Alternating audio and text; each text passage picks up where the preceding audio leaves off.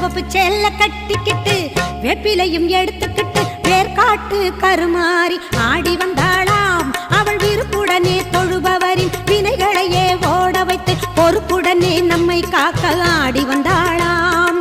மாரியம்மா கருமாரியம்மா, மாரியம்மா கருமாரியம்மா.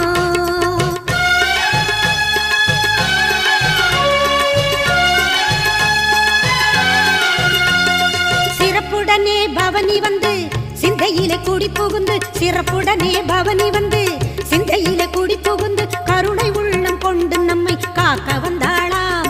அவ மரகதத்தில் திலகமிட்டு மறு கொழுந்து மலரெடுத்து, மரகதத்தில் திலகமிட்டு மறு கொழுந்து மலரெடுத்து சிரத்தினிலே சூடிக்கொண்டு பவனி வந்தாள்.